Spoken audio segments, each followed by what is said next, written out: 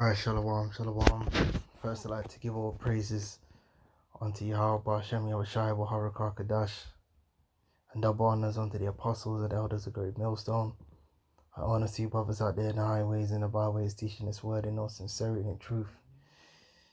And look, yeah, this is the end. Alright, we've been telling you for years, the Bible is the truth, the word of the Most High, okay?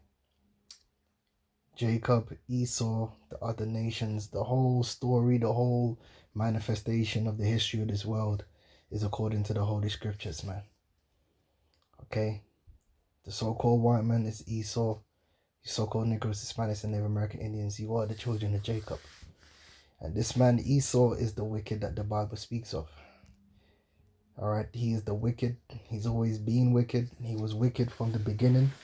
And he's going to be wicked through to the very end. Alright? He was never good. He was never the hero. He was never the good man. He was always the bad man, the man of sin. Jake was good, and Jake fell from his goodness, and now Jake is being redeemed and being restored to his good nature. And that's the story of Jacob. Jacob's story is the one of redemption. Jacob's story is one of falling and getting back up. You Edomites have never been righteous. You've never been good. You've never been faithful. Okay? Far from it. But you have had the illusion of such things. And the worst thing about the whole situation is, like, in these last days, we could go back into previously, before Esau, when you was incarnated as Cain, and talk about how you transgressed then when you knew better. You know, when you was as Esau, you tried to slay your own brother Jacob when you knew that was wrong. You knew that was against the word of the Lord. All right. And even in these last days, you have held the scriptures. You've held the Bible. And yet still look at the wickedness that you have done. All right. Now here is an article. It says, "Hear the tale of a fallen people destined to wander their broken land." Now you Edomites are not a fallen people. The fallen people are the Israelites, because we have fallen from a higher place. You Edomites haven't fallen anywhere. The fall you're going to have is simply one from glory into dishonor. You're not falling from no moral high ground. But that's what you would have us believe. It says, "America is falling, and violence covers the land like a flood. Let us cry for this once great land." Now, what was America great in? Was it great in righteousness? No. America was great in riches, great in wealth. Yeah, for the so-called white man. All right. The greatness of America was never in righteousness from the very beginning. So, but they want to put the two and two together, because a day of reckoning is at hand. Yeah, a day of reckoning is, because America has been great in wickedness. You Edomites have been great in wickedness. As I was reflecting on the nightmarish events of the past 7 days, what about the nightmarish events from the inception of America? What about the nightmarish events from the slaughtering of the Native American Indians to the enslavement of the so-called Negroes? Were those nightmarish events? You going on like the nightmarish events only just begun? No, they only just begun for you. Alright, it says, a line from a song from one of my favorite bands of all time kept coming to mind.